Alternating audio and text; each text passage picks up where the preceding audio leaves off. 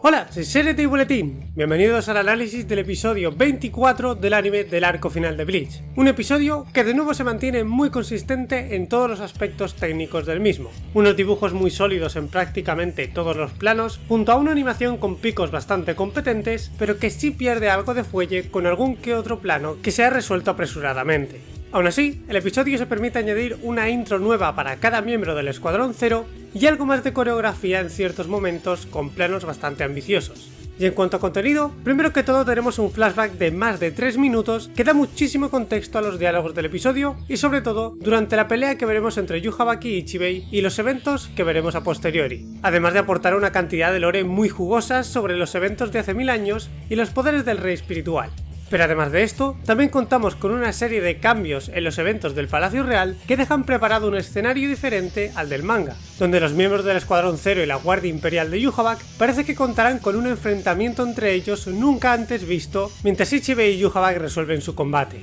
contando seguramente con una nueva pelea de Uryu, pues como mencionó un suscriptor llamado Hakudozi en los comentarios del vídeo anterior, en el teaser trailer de esta parte 2 podemos escuchar a Uryu decir el siguiente diálogo, dando a entender que él se presentará a algún rival que desconozca su nombre mientras jura matarlo, indicando que seguramente lo veamos en acción en el siguiente episodio. Pero bueno, en resumen, tenemos un episodio lleno de contenido nuevo que aporta muchas cosas interesantes a comentar y que además técnicamente cumple bien a la hora de adaptar dichos eventos. Pero antes de empezar, quería daros las gracias a todos y cada uno de vosotros, pues ya hemos alcanzado los 5000 suscriptores. Y de verdad no tengo mucha idea de cómo serán otras comunidades, pero os agradezco de corazón todo el apoyo que dais a cada vídeo. Realmente siento que se está generando un lugar donde todos podemos opinar y disfrutar de esta obra, especialmente con el gran apoyo que le dais a los vídeos y la gran cantidad de comentarios que dejáis teorizando u opinando sobre Bleach. Por lo que una vez más, gracias por apoyar este proyecto y espero que poco a poco sigamos descubriendo, compartiendo y debatiendo sobre esta fantástica obra de Tite Kubo.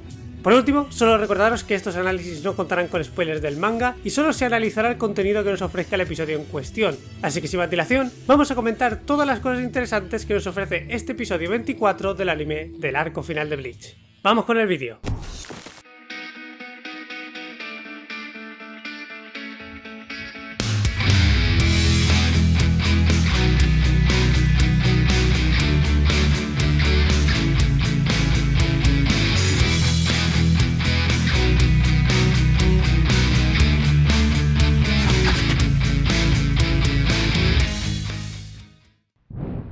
El episodio abre con un flashback situado años antes de la fundación del Gotei 13 y la batalla entre este y el Lictor Reich de Yhwach de hace 1000 años, quizá 2000 o 1500 años antes de los eventos actuales de la historia, un momento donde el mundo ya estaba dividido en tres gracias al sacrificio del rey espiritual. El mundo de los vivos, Hueco Mundo y la sociedad de almas, en donde el concepto de Shinigami y su rol de reencarnar y purificar almas para hacer circular el Reishi entre los tres mundos y mantener el balance de los mismos no estaba muy bien definido, pues este concepto y rol de Shinigami se establece con la fundación del Gotei 13. En su efecto, los seres espirituales que contaban con una Zanpakuto capaz de purificar y reencarnar almas para mantener el balance de este mundo se hacían llamar balanceadores, asumiendo que mantenían un balance mucho menos estable y con sacrificios de almas mucho mayores y crueles, al carecer de toda una organización encargada de tal propósito, dando como resultado dos bandos bien diferenciados. El primero siendo el de los balanceadores, un conjunto de sociedades de almas esparcidas por la dimensión conocida como la Sociedad de Almas, cuyos líderes se encuentran en una sociedad conocida como Seretei, la cual está gobernada por una aristocracia controlada por 5 grandes familias nobles, cuyos antepasados fueron responsables de planificar y llevar a cabo la creación de los tres mundos. Y en el presente del flashback, sus ancestros tratan de mantener a flote este frágil mundo sustentado por el poder del rey espiritual y el balance equitativo de almas que requiere. Por otro lado, encontramos el Lictor Reich o Imperio de la Luz, un imperio situado en el mundo de los vivos, constituido por humanos con capacidades especiales para manipular el Reishi. Estos humanos especiales se hacen llamar Quincy, y poseen estas habilidades especiales al ser descendientes de humanos que recibieron un fragmento del alma de Yhwach en un pasado, formando así una nueva raza humana que poco a poco se fue extendiendo hasta formar 5 facciones. El objetivo de estas era, presumiblemente, eliminar cualquier amenaza que interfiriera en la preservación de su raza y la prosperidad de sus sociedades, siendo el mayor enemigo de estos los Hollow, seres completamente opuestos a ellos cuya existencia es puro veneno para esta raza. trayendo desesperación y sufrimiento no solo a los Quincy, sino a todos los humanos y criaturas del mundo de los vivos. Sin embargo, como sabemos, eliminar por completo la existencia de los Hollows en lugar de reencarnarlos como lo pueden hacer los Quincy, resulta en el desbalance constante de los tres mundos, imposibilitando así una paz perpetua, pues los balanceadores se verán obligados a sacrificar almas por el bien de los tres mundos, y a su vez también se verán obligados a terminar de algún modo con la amenaza que suponen los Quincy para el balance de dichos mundos. Por eso mismo es que una de estas facciones liderada por Yhwach, el padre de los Quincy, crea un imperio llamado Lichtorite o Imperio de la Luz con el objetivo de defenderse de los balanceadores y del cruel mundo en el que se ven obligados a vivir. Sin embargo, Yhwach tiene una ambición mucho más grande que solo defenderse de los balanceadores. Él, alguien que conoce el sufrimiento y la angustia eterna que trae consigo el temor a la muerte de aquellos que pasan a formar parte de su ser, entiende que en ninguno de los tres mundos se podrá encontrar la paz. Una paz eterna que no podrá instaurarse nunca debido a la separación entre la vida y la muerte que existe en este mundo, la cual obliga a todas las almas a desvivirse por una vida efímera que solo les causará terror al tratar de evitar la muerte. Es por esto que Yhwach deduce que su paz eterna sin miedo a la muerte solo puede instaurarse en un mundo único donde no exista distinción entre la vida y la muerte. Es decir, lo que Yhwach requiere para cumplir con su objetivo es volver al mundo primordial, el estado en el que se encontraba el mundo antes de ser dividido en tres por el rey espiritual y los líderes de las 5 familias nobles Shinigami. Por lo que con tal propósito, Yhwach decide utilizar su imperio para invadir a la fuerza al resto de las facciones Quincy e incorporar sus fuerzas e intelecto a su propio imperio, creando así una fuerza que eventualmente pueda rivalizar y aniquilar a los balanceadores e instaurar un nuevo status quo para el mundo. Si volvemos al presente del flashback, podemos observar que la cruz que representa el imperio Quincy de Yhwach ya no posee 5 puntas, sino 3. E incluso sus uniformes y las cruces Quincy que portan los miembros del imperio también son de 3 puntas, algo que podría indicar la eventual unión de las facciones restantes al imperio de Yhwach hasta llegar a contar con la fuerza de las 5 facciones Quincy existentes. De hecho, si vemos la estructura del imperio, además de poder observar que tiene una estructura similar al Seretei y que su castillo principal es el aspecto original del que vimos en el Imperio Invisible, podemos observar que este cuenta con 3 zonas bien diferenciadas por unas murallas, en señal quizá de la unión de las 3 facciones Quincy que ya se han unido al imperio, y que conforme se unen, se construyen hogares e instalaciones para ellos alrededor de la estructura principal de la primera facción liderada por Yhwach. Algo que se ve reforzado por el hecho de que fuera de las murallas también se están construyendo poco a poco más estructuras para acomodar una cuarta facción conforme el ejército del imperio los va subyugando poco a poco. Y por lo poco que sabemos sobre este imperio Quincy, podemos asumir que sus invasiones a otras facciones eran un paseo para ellos, pues vemos como estos pueden concebir a través de su cruz Quincy un armamento de combate como lo son las armas de fuego automáticas, algo que hace 1000 años en el mundo de los vivos no debería de existir si tenemos en cuenta que la obra empieza a principios de los 2000 y cuenta con la tecnología que nuestro mundo real poseía en ese momento. Y con tal de concebir un arma automática al dar forma al Reishi, podemos asumir que el Quincy que lo haga debería de conocer la existencia y funcionamiento de un arma automática, por lo que el resto de facciones realmente no tenían nada con lo que defenderse contra el imperio de Yhwach más allá de arcos, flechas, armas de fuego manuales y cualquier tipo de arma melee. Y es curioso este cambio de las puntas del emblema en cruz del imperio, pues nos da cierta información sobre el abuelo de Uryu. Pues si miramos atrás en la historia, podemos observar que tanto Uryu como Ryuken cuentan con atuendos y cruces de 5 puntas que provienen de la época donde el Imperio de la Luz ya estaba formada por las 5 facciones Quincy, e incluso el abuelo de Uryu le otorga su cruz de 5 puntas a su hijo Ryuken, pero en la primera aparición de Uryu vemos que porta una cruz que posee 4 puntas, pudiendo asumir que Soki Nishida se la presta a Uryu porque él se unió al Imperio de la Luz cuando este solo controlaba a 4 facciones Quincy hace más de 1000 años. Y además, también se encargó de preservar y pasar a Ryuken y Uryu todas las técnicas Quincy que se perdieron tras esa cuarta generación al evolucionar tecnológicamente para derrocar al Seretei hace 1000 años y en el presente, siendo una de estas técnicas el Ranso Tengai o marioneta del caos o el uso del guante de dispersión de partículas espirituales que permitió usar el Let's Steel. Este último siendo un artilugio que se dejó de usar hace 200 años según Quilge y que podría indicar que el rechazo y desvinculación de Soki Nishida con el Vanderbeek sucedió aproximadamente en estos 200 años atrás.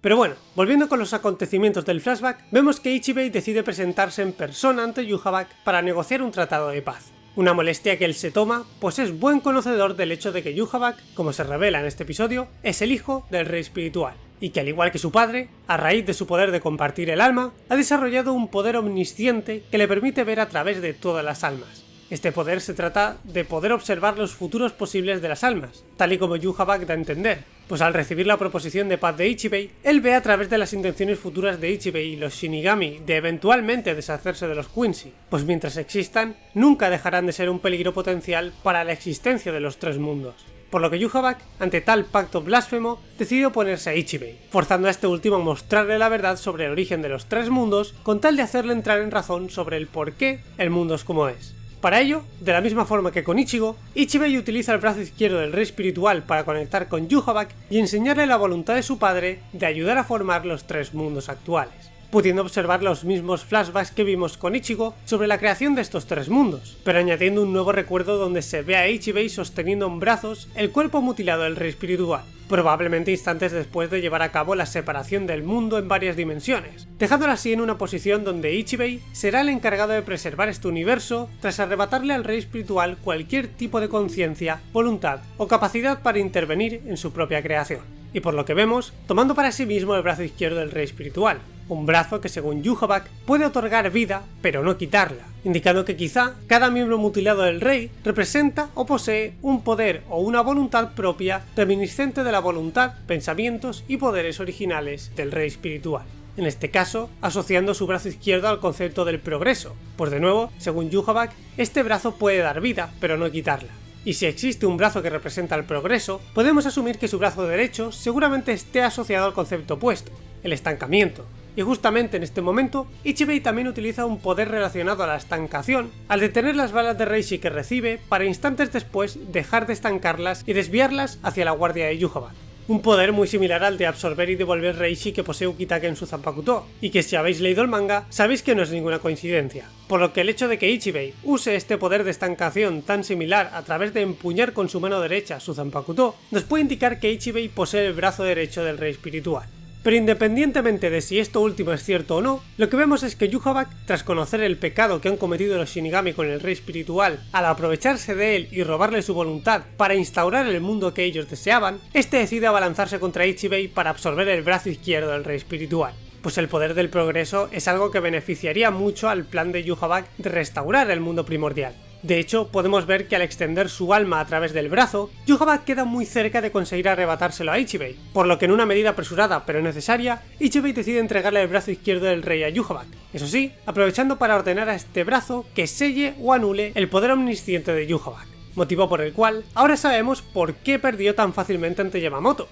Pero, ¿cómo es posible que el brazo del progreso anule dicho poder? Pues una posibilidad es que Ichibei, si realmente posee ambos brazos, pueda influir la voluntad del brazo derecho de la estancación en el izquierdo de la progresión para conseguir estancar dicho poder de Yhwach, aunque quizás sea más sencillo que todo esto, y simplemente Ichibei haya transmitido su voluntad al brazo izquierdo del progreso para sellar el poder de Yhwach, pues el propio brazo parece estar bajo el control de Ichibei, de la misma forma que el Hoyoku también tenía voluntad propia, pero trataba de seguir la voluntad de Aizen al estar fusionado con él. Sea cual sea el caso, la cuestión es que el brazo izquierdo pasa a formar parte de Yhwach para sellar el poder omnisciente de este último, lográndolo gracias a que a pesar de que Yhwach y el brazo izquierdo poseen dos pupilas por igual, indicando una cantidad de poder y omnisciencia similar entre ambos, Ichibei asegura que el rey espiritual, y por ende su brazo izquierdo, siguen siendo más poderosos que Yhwach en este momento, algo que tiene sentido pues el rey espiritual posee 4 pupilas a pesar del estado en el que se encuentra, indicando que las dos pupilas del brazo izquierdo podrían ser ligeramente más poderosas o equivalentes al poder de Yhwach y sus dos pupilas. Y gracias a que el brazo izquierdo sella los poderes omniscientes de Yhwach, ahora entendemos el porqué de la existencia del Cantar del Emperador, donde Yhwach reposa durante 999 años para recuperar su poder de vuelta, incluyendo seguramente este poder omnisciente. Y si este es el caso, y realmente puede obtener de vuelta su omnisciencia tras recuperarse, ahora tiene más sentido que él fuera a combatir a Yamamoto sin su poder, para precisamente ser derrotado y entrar en este estado de letargo, probablemente librándose de algún modo del brazo izquierdo al hacer este reseteo, y consiguiendo recuperar poco a poco todos sus poderes. Y antes de continuar con el episodio, me gustaría comentar un detalle sobre las pupilas de los personajes, pues quitando el rey espiritual que las posee negras, podemos observar que personajes como Yhwach, Ginjo, Ichibei e Ichigo poseen este color rojo en sus pupilas, siendo este un buen indicativo visual de cuando un personaje no solo tiene una existencia mixta de todos los tipos de alma existentes, sino también de cuando estos consiguen trascender por encima de cualquier alma ordinaria o ligeramente mixta. Pero bueno, volvamos a los eventos del episodio. Tras esta negociación fallida y la pérdida de sus poderes, Yhwach decide darle un nuevo propósito a la repugnante existencia de su padre, declarando que se encargará personalmente de convertirlo en la tumba de los tres mundos para instaurar la paz eterna con la que sueña. Un mundo único reminiscente del mundo primordial, donde no existía el concepto de la vida o la muerte, para que desaparezca el miedo a esta última, presentándose así en el presente en el lugar que debe destruir para cumplir con sus objetivos. Nos vamos ahora con Ichigo y los demás, los cuales están a punto de despegar cuando Ganyu entra en escena a última hora, trayendo consigo un mapa que le permitirá seguir la trayectoria correcta para llegar al Palacio Real, pudiendo suponer que al igual que con la esfera con la que penetra en la membrana del Seretei, esta copia del Tenchuren también puede redireccionarse con la energía espiritual de un individuo junto a las técnicas secretas del clan Shiba, concretamente el conjuro de continuidad que usa Ganyu para controlar la velocidad y el eje de giro de dicho proyectil. Pero además de este paralelismo con el arco de la Sociedad de Almas para acentuar la ausencia de Uryu, el anime también añade unos diálogos muy interesantes, como por ejemplo el hecho de que Yoruichi, una líder del clan Shihoin y descendiente directa del primer líder de este clan que formó parte de la iniciativa de reestructurar el universo, desconoce la verdad sobre el pecado de sus ancestros al mutilar y quitarle la voluntad al rey espiritual, lo cual indica una activa intención por parte de los líderes originales de las 5 casas nobles por eliminar dicho pecado de la historia e inventar que el rey espiritual es un ente que gobierna el mundo, permitiéndoles así a estos 5 controlar y cambiar el destino de este nuevo mundo a su antojo. De hecho, Ichigo es el que parece estar más cerca de la verdad, pues tras su experiencia con el rey espiritual y escuchar el Irasusando que narra Ichibei junto a su consiguiente prueba, él se da cuenta de que el rey espiritual es irreemplazable, pues el peso del poder que debe soportar para mantener unido y vivo este frágil mundo solo lo puede soportar él, cuestionándose a sí mismo si realmente Yhwach o alguien podría realmente sustituirlo, dejando al descubierto con esta pregunta las intenciones de Ichibei de hacer pasar a Ichigo por esta prueba para comprobar si él era válido para sustituir al rey espiritual en el caso de que Yhwach consiga matar al Escuadrón Cero y al rey. Pasamos ahora al Palacio Real, donde Yhwach no pierde el tiempo y transporta a sus soldados con sus sombras para empezar su invasión, pero este es detenido por Senjumaru y sus soldados sagrados, los cuales parecen estar divididos por niveles, y según este nivel representan un arma o artilugio de combate. En el primero se les denominan como espadas del rey espiritual y únicamente portan una espada que no parece ser una Zanpakuto, pues todos portan exactamente la misma. En el segundo nivel se les denominan como escudos del rey espiritual, y de la misma forma que las espadas son la contraparte de los soldados rasos del Gotei 13 o las fuerzas especiales en el Palacio Real, estos son la contraparte equivalente de los guardianes que protegen las 4 puertas de acceso al Seretei, aunque por supuesto son mucho más poderosos que todos estos, pues aniquilan a los soldados sin prácticamente pestañear. Sin embargo, de nada sirven estos soldados, pues Yhwach, de la misma manera que él se introdujo en Yugran para descansar, él extrae de su cuerpo a un Stenritter que portaba con él. Este es Neanthol Weithol, el Stenritter W, The Wind o el Viento, y su Shrift le permite doblar todo aquello que se acerca a su cuerpo para que estos no lo puedan tocar. Eso sí, siempre y cuando detecte aquella cosa que quiere entrar en contacto con él, ya sea con la vista o por puro instinto. Por lo que Senjumaru se ve obligada a tejer una toga para Neanthol mientras este está entretenido con los soldados para evitar que su ropa y agujas de tejer se doblen, dejando así estas agujas dentro de la toga para incrementar su tamaño y perforar hasta la muerte a Neanthol Weithol. Por lo que podemos asumir que para tener esta ejecución de tejido tan veloz y poder modificar el tamaño de sus agujas, seguramente su Zanpakuto deban de ser estas mismas agujas, y que estas, a pesar de formar parte de una más grande, puedan dividirse en varias, permitiendo además generar este tejido a partir de sus agujas al canalizar su energía espiritual para crear cualquier tipo de prenda en instantes y modificar el tamaño de las agujas que quedan en la prenda para perforar a sus oponentes. Sin embargo, el poder de su Zanpakuto no solo se limita a un uso ofensivo, como veremos más adelante. Por el momento, ante la derrota de Neanthol, Yhwach decide traer a su guardia pretoriana, la Sustofel o Guardia Imperial, los cuales portan una cruz de 6 puntas en su capa, lo cual es un insulto directo al Escuadrón Cero, pues si recordamos, el número de puntas de la cruz dependía de la cantidad de facciones Quincy que absorbía el Imperio de la Luz, y como solo existían 5 facciones Quincy, el hecho de presentar una cruz de 6 es una provocación de Yhwach hacia todos los Shinigami al considerar que ya ha tomado para su imperio todo aquello que les pertenecía. Pero dejando la arrogancia de Yhwach a un lado, pasemos a ver los miembros que conforman esta Guardia Imperial. Estos son un total de 4, siendo Askin Naglevar el único elegido para subir desde el campo de batalla hasta el Palacio Real. Y del resto, según la información otorgada en el interludio del episodio, sabemos que Lily Barrow fue el primer Quincy en recibir su Shrift por parte de Yhwach, mientras que Pernida y Gerald Valkyrie son los únicos miembros del ejército de Yhwach que ya poseían sus poderes únicos antes de recibir un Shrift. Yhwach solo se limitó a bautizar dichos poderes con una letra al compartir su alma con ellos, algo que nos indica que quizá ellos dos tienen relación con el rey espiritual y sus desmembrados miembros, pues estos son los únicos seres que podemos considerar en parte Quincy's que poseen poderes únicos sin necesidad de recibir un Shrift por parte de Yhwach, como sucede con los brazos del rey espiritual, pero más adelante ya veremos el por qué ambos poseen sus respectivas habilidades. Por el momento, repasemos brevemente lo poco que se enseña de las habilidades de estos guardianes imperiales. Primero tenemos a Gerald Valkyrie, el Stenritter M de Miracle o el Milagro. Su poder, como su nombre indica, probablemente tenga que ver con volver lo imposible posible, tal y como parece mostrarse con Senjumaru, la cual está muy segura de que podrá bloquear a Gerald sin problema con su Zanpakuto, y contra todo pronóstico, este consigue romper la Zanpakuto y herirla en el proceso. Luego tenemos a Pernida Pranjas, el Stenritter C, The Compulsory o el Obligatorio, el cual parece ser capaz de hacer que cualquiera ceda ante su voluntad. Y aunque no sabemos exactamente cómo lo hace, podemos observar que una de las aplicaciones de su poder es simplemente forzar a retorcerse hasta morir a todo aquello que caiga en la influencia de su poder. Y por último tenemos a Lily Barrow, el Stenritter X de X-Axis o el Eje X, un Shrift que según sus palabras le permite penetrar todo aquello a lo que dispara en la dirección a la que apunta su rifle. Pero además de eso, las balas que lanza son cúmulos de Reishi tan concentrados y potentes que le permiten destruir de un solo disparo todos los palacios de los miembros del Escuadrón Cero. Aunque conocer si sus balas son tan potentes como aparentan es algo que quedará en una incógnita por ahora, pues resulta que a lo que ha disparado era una simple tela creada por Senjumaru, la cual simula los palacios destruyéndose al tejer la apariencia de sus telas para revelar la trampa del Escuadrón Cero. Una entrada al palacio falsa que estaba rodeada por unas telas que simulaban el resto del palacio al completo. Unas telas muy versátiles que hasta permiten esconder y hacer aparecer a sus soldados por sorpresa para ganar ventaja en combate. Y al juntar esto con el poder de la Zanpakuto de Ichibei, que al parecer le permite ocultar el verdadero palacio real solo con escribir el kanji de oculto en la entrada del mismo, el Escuadrón Cero consigue proteger el palacio. Sin embargo, aquí no acaba la cosa, pues Senjumaru retira por completo todas sus telas para revelar un árbol gigante que rodea a los Quincy. Este se denomina Jaula de la Vida, y ha sido creado a partir de la energía espiritual de Kiryu Hikifune y la habilidad de su Zanpakuto que le permite cocinar los propios ingredientes que ella genera de su cuerpo con el objetivo de crear vida.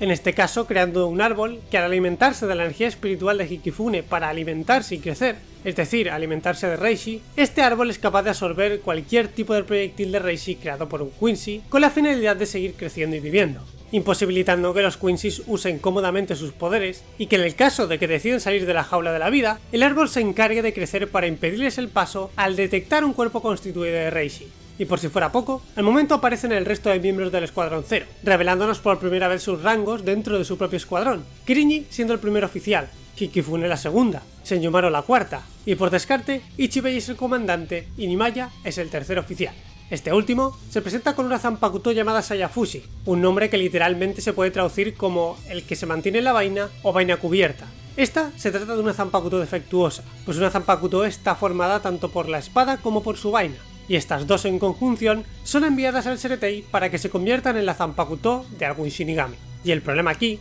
es que Sayafushi tiene su hoja tan lisa y afilada que puede cortar a través de cualquier cosa sin mellarse al usarla. Ni siquiera la sangre se queda pegada en dicha hoja. Por lo tanto, Nimaya es incapaz de crear una vaina que no se corte al mínimo contacto con la hoja. Por ese motivo, no solo no la puede enviar al Seretei, sino que él se ve obligado a transportarla en esta especie de gelatina para evitar que corte todo aquello con lo que haga contacto, aprovechando así la invasión Quincy para estrenarla y aniquilar a todos y cada uno de los miembros de la Guardia Imperial de Yhwach en cuestión de segundos, incluso inhabilitando el poder de penetrar a través de todo de Lily Barrow. Pero de repente, ante la encerrona del Escuadrón Cero, Yhwach lanza su cruz fuera de la jaula de la vida y consigue teletransportarse fuera de la misma. Un suceso que deja completamente perplejo incluso a Yura, pues a pesar de que lo sucedido es muy simple, a su vez es algo que no debería de ser posible, pues el árbol ya está rodeándolos y es imposible que cualquier entidad espiritual compuesta de Reishi salga de allí dentro. Pero si prestamos atención, antes de que la jaula de la vida sea completada, Uryu parece activar su cruz Quincy al despertar su Shrift. Pues como veíamos con Yhwach al tratar de robar el brazo izquierdo del rey espiritual, cuando el alma de este se comparte con tal propósito, vemos que se manifiesta de forma similar al Bloodbane,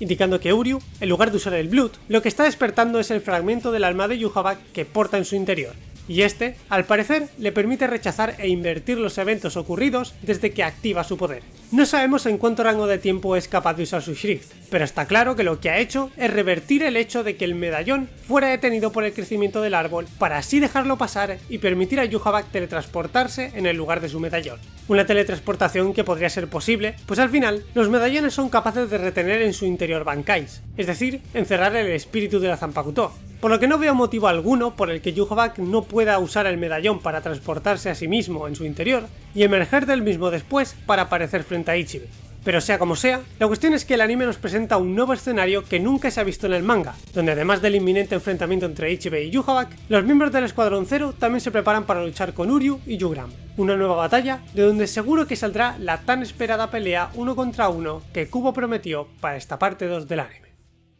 Pues hasta aquí este análisis del episodio 24 del anime del arco final de Bleach. Un episodio que nos brinda un increíble flashback nunca antes visto, con un lore que aporta muchísimo a la historia, presenta unos eventos ligeramente distintos para acomodar lo que se viene en un futuro, y a nivel técnico la dirección ha sido espectacular, especialmente la banda sonora y ciertos momentos como la liberación de Yhwach de la jaula de la vida. Y si este episodio os ha parecido increíble, os recuerdo que la semana que viene se estrenarán de golpe los 2 últimos episodios de esta parte 2, los cuales seguramente estén aún mejor técnicamente hablando, especialmente la batalla de Ichibe contra Yhwach, por la cual no puedo esperar a ver cómo es que adaptan dichos efectos de ambos personajes y sus nuevas técnicas exclusivas del anime que según Kubo habrá en este combate. Pero bueno, por mi parte, nada más. Solo decirte que si te ha gustado este contenido, dale a like, suscríbete y activa la campanita para que YouTube te avise cada vez que subo nuevo contenido sobre Bleach. Te recuerdo que puedes seguirme en Twitter, en Instagram o ir a la pestaña de la comunidad del canal para estar informado del progreso de todos mis vídeos y nos vemos pronto con más vídeos sobre Bleach. ¡Chao!